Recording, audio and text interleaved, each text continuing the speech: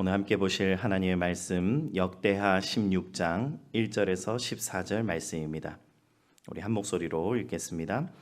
아사 왕 제36년에 이스라엘 왕 바아사가 유다를 치러 올라와서 라마를 건축하여 사람을 유다 왕 아사에게 왕래하지 못하게 하려 한지라. 아사가 여호와의 전 곳간과 왕궁 곳간에 은금을 내어다가 다메섹에 사는 아람 왕 베나닷에게 보내며 이르되 내 아버지와 당신의 아버지 사이에와 같이 나와 당신 사이에 약조하자. 내가 당신에게 은금을 보내노니 와서 이스라엘 왕 바아사와 세운 약조를 깨뜨려 그가 나를 떠나게 하라 하매 베나닷이 아사 왕의 말을 듣고 그의 군대 지휘관들을 보내어 이스라엘 성읍들을 치되 이온과 단과 아벨마임과 납달리의 모든 국고성들을 쳤더니 바아사가 듣고 라마 건축하는 일을 포기하고 그 공사를 그친지라. 아사 왕이 온 유다 무리를 거느리고 바아사가 라마를 건축하던 돌과 제목을 운반하여다가 게바와 미스바를 건축하였더라. 그때의 선견자 하나니가 유다 왕 아사에게 나와서 그에게 이르되 왕이 아람 왕을 의지하고 왕의 하나님 여호와를 의지하지 아니하였으므로 아람 왕의 군대가 왕의 손에서 벗어났나이다. 구스 사람과 룹 사람의 군대가 크지 아니하며 말과 병거가 심히 많지 아니하더니까. 그러나 왕이 여호와를 의지하였으므로 여호와께서 왕의 손에 넘기셨나이다.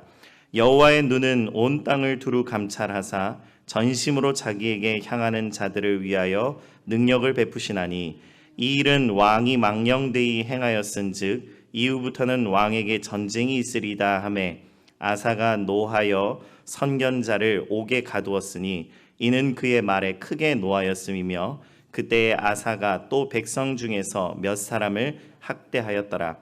아사의 처음부터 끝까지의 행적은 유다와 이스라엘 열왕기에 기록되니라. 아사가 왕이 된 지 39년에 그의 발이 병들어 매우 위독했으나 병이 있을 때에 그가 여호와께 구하지 아니하고 의원들에게 구하였더라. 아사가 왕위에 있은 지 41년 후에 죽어 그의 조상들과 함께 누움에 다윗 성에 자기를 위하여 파두었던 묘실에 무리가 장사하되 그의 시체를 법대로 만든 각양 향 재료를 가득히 채운 상에 두고 또 그것을 위하여 많이 분향하였더라. 아멘. 우리가 어제 역대하 15장에 이어서 오늘 역대하 16장을 읽고 묵상하고 있는데 이렇게 하루 만에 이 아사 왕의 성공과 실패를 함께 보는 것은 굉장히 곤혹스러운 일입니다. 우리는 다시 한번 깨닫게 됩니다. 한 번의 성공보다 중요한 것은 꾸준히 그리고 끝까지 하나님과 동행하는 것이구나 라는 것을 보게 됩니다. 또한 그 누구도 과거의 영광에 취해서 살아서는 안 되겠구나 라는 교훈도 얻게 됩니다. 1절 말씀에 보니 북이스라엘의 바아사라는 왕이 이 예루살렘 북쪽 약 8km 지점에 있는 라마라는 도시를 요새화하여서 이 북쪽에서 남유다로 드나드는 길을 차단하려고 했다라고 말하고 있습니다. 어쩌면 그 배경에는 어제 우리가 살펴보았던 아사의 영적 개혁이 있을지도 모릅니다. 아사가 영적 개혁을 일으키고 이 이스라엘 백성들과 함께 영적으로 갱신되자 무엇이라고 했습니까? 하나님께서 아사와 함께 하셨다고 했습니다. 하나님께서 아사와 함께 하시자 많은 사람들이 이 유다로 유입됐다라고 했습니다. 그 가운데에는 북이스라엘의 백성들도 있었을 것입니다. 북이스라엘의 백성들이 유다로 유입되었을 수 있고 이 북이스라엘의 왕이었던 바아사는 이러한 이탈을 막아야 했습니다. 이 북이스라엘의 바아사에 대해서 간단하게 살펴보면 그는 원래 낮은 신분이었습니다. 이 낮은 신분으로 출발해서 여로보암 왕조를 배반하고 왕위에 오른 인물이었습니다.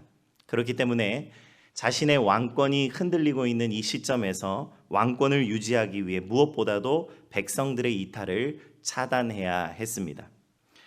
그렇다면 이러한 북이스라엘 바하사의 도발 앞에서 이 유다 왕 아사의 반응은 무엇이었습니까? 그동안 그는 온전한 마음으로 하나님을 의지하며 수많은 전쟁에서 도움을 받아왔습니다. 당연히 이전의 전적을 보았을 때 아사는 이번에도 이 일 앞에서 하나님께 도움을 구하며 하나님께 부르짖고 하나님께 나아와야 했지 않겠습니까? 그런데 인류의 아이러니가 여기에 또 등장합니다. 그렇게 큰 은혜를 경험하고서도 아사는 이번에는 하나님께 나아가지 않았습니다. 대신에 매우 인간적인 계산과 정치적인 동맹을 의지하는 실수를 범하고 맙니다. 2절 말씀에 보면 아사가 여호와의 전 곡간과 왕궁 곡간에 은금을 내어다가 다메섹에 사는 아람 왕 베나닷에 보내어 이르되라고 말하고 있습니다. 아사는 성전과 왕궁의 곡간에 있는 은금 보물을 다 꺼내서 아람 왕 베나닷에게 조공을 바치고 자신과 손잡기를 요청했습니다. 아람 왕 베나닷에게 이러한 요청은 거절할 이유가 하나도 없었습니다. 이 아람 왕은 북이스라엘을 공격하여서 자신들의 무역로를 확보하고 동시에 이 유다는 손 하나 안 대고 조공을 바치는 속국으로 만들 수 있는 절호의 기회였습니다. 5절 6절 말씀에 보면 결국 그 결과 북이스라엘 바하사는 라마에서 철수했다라고 나옵니다. 그리고 급하게 철수하며 그들이 남기고 간 건축 자재들이 있었는데 이 적국이었던 북이스라엘이 남기고 간 이 건축 자재를 가지고 아사는 북쪽 경계를 쌓는 요새를 쌓았다라고 말하고 있습니다. 여러분, 이 이야기를 읽으면서 아사는 전략적으로는 매우 성공한 것처럼 보입니다. 아사의 결단력과 아사의 판단력, 그리고 아사의 이 외교력을 통하여서 다시 유다가 위기를 모면한 것처럼 보입니다. 그러나 아사는 가장 중요한 것을 놓쳤습니다. 그것이 무엇입니까? 아사는 바로 하나님을 놓쳐버렸다라는 것입니다. 오늘 말씀은 우리에게 무엇을 말하고 있습니까? 먼저 우리가 기억할 것은 신앙의 타성을 주의해야 한다라는 것입니다. 여러분, 신앙생활을 우리가 하면서 위험하고 유혹되는 것들이 참 많이 있습니다.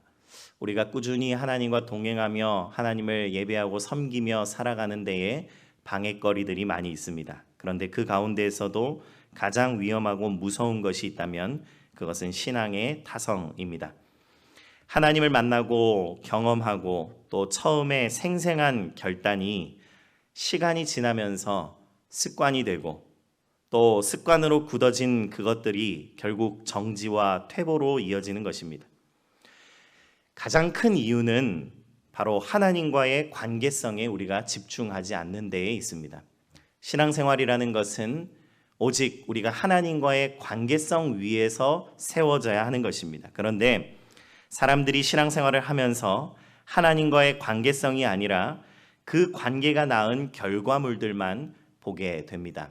하나님과의 친밀한 관계를 통해 우리가 안정감을 얻게 되고 또 하나님과의 이 친밀한 관계를 통해 우리 인생이 성공하게 되고 그리고 또 하나님과의 관계를 잘 맺으려고 만들어 놓았던 제도들과 시스템들, 이것들만 붙잡는다라는 것입니다. 그리고 이것들 안에서 이제 됐다라고 생각을 합니다. 그때 우리는 신앙의 타성에 빠집니다. 신앙생활은 하나님과의 관계 위에 날마다 새로워지는 것들입니다. 하나님과의 관계에 우리가 집중할 때 매일 우리는 새로운 결단을 해야 합니다. 또 매일 새로운 도전 앞에 마주해야 합니다. 매일 우리는 새로운 열매와 역사를 기대하며 경험해야 합니다. 하나님과의 친밀한 관계로부터 비롯된 안정감과 하나님과의 관계로부터 비롯된 축복의 선물들 그리고 제도들로부터 충분하다는 이 매너리즘에 빠져서는 안 된다라는 것입니다. 매일매일 하나님의 사랑의 음성 앞으로 새롭게 나오시는 저와 여러분들이 되기를 간절히 축복합니다.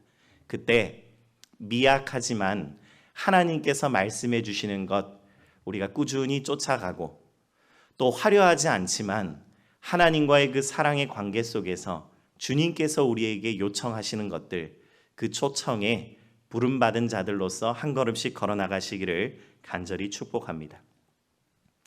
여러분, 그런데 더 큰 문제는 무엇입니까? 그것은 바로 아사가 하나님의 책망 앞에서 돌이키지 않고 잘못된 길을 계속해서 질주해 나갔다라는 것에 있습니다. 7절 말씀해 보니 하나님께서는 선지자 하나니를 보내셔서 왕은 지금 하나님을 의지하지 않고 어리석게 행동했다라고 책망을 하고 있습니다. 그런데 여러분 10절 말씀을 한번 보십시오. 10절 말씀에 보면 아사가 노하여 선견자를 옥에 가두었으니 이는 그의 말에 크게 노하였음이며 그때에 아사가 또 백성 중에서 몇 사람을 학대하였더라 라고 말하고 있습니다. 아사는 회개하지 않았습니다.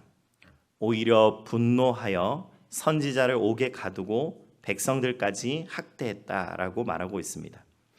여러분, 어제 우리가 하나님의 말씀을 읽으면서 이 아사의 아주 강한 결단력을 보았습니다. 그의 성품에 이런 단호함이 있었던 것 같습니다. 우상을 끊어내고 이 우상들을 단절할 때 그의 이 결단력, 단호함은 매우 유익한 성품으로 쓰였습니다. 그런데 시간이 지나서 하나님을 떠난 아사에게 이러한 성품은, 그의 이러한 캐릭터는 고집과 완고함이 되었다라는 것을 보게 됩니다. 여러분, 누구나 실수할 수 있습니다. 그러나 결정적인 차이는 그 책망 앞에서 돌이킬 수 있는 여백을 갖고 있느냐에 달려 있습니다. 여기서 여백이라는 것은 겸손함과 여유입니다. 내가 언제든 틀릴 수 있다라는 겸손함이 필요합니다. 결단력을 가지고 또 무언가를 추진해 나가려는 그런 마음이 좋습니다. 그러나 늘 나는 틀릴 수 있다라는 겸손함이 반드시 필요합니다. 또한 우리의 삶을 돌아볼 수 있고 내가 틀리면 인정할 수 있는 여유가 필요합니다. 앞만 보고 달려가서는 안 된다라는 것입니다. 매일 나의 삶을 돌아보며 내가 잘 걷고 있는지, 열심히 뛰는 것도 중요하지만 내가 하나님 앞에서 잘 걷고 있는지 돌아볼 수 있는 여유가 우리에게 반드시 필요합니다. 사랑하는 성도 여러분, 하나님 앞에 무릎 꿇는 자에게는 새로운 길이 열립니다. 그러나 마음을 닫은 자는 점점 어두운 길로 들어서게 된다라는 것을 잊지 마시기 바랍니다. 마지막으로 살펴볼 것은 끝이 아름다운 인생을 살아야 한다라는 것입니다. 13절 말씀을 보면 아사는 41년 동안, 정말 오랜 시간 동안 이 유다를 통치했다라는 것을 보게 됩니다. 그리고 마지막 절에 보면 그의 장래는 매우 웅장하고 화려했습니다. 많은 사람들에게 끝까지 인정도 받았던 것 같습니다. 그러나 우리는 이 역대하 기자의 기사를 보며 쓸쓸함을, 또 씁쓸함을 지울 수 없습니다. 13절을 보면 이 아사가 41년 동안 통치하면서 12절에 그가 병이 들었을 때에 그의 아주 말년에 그는 여호와께 구하지 아니하고 의원들에게 구하였더라라고 말하고 있습니다.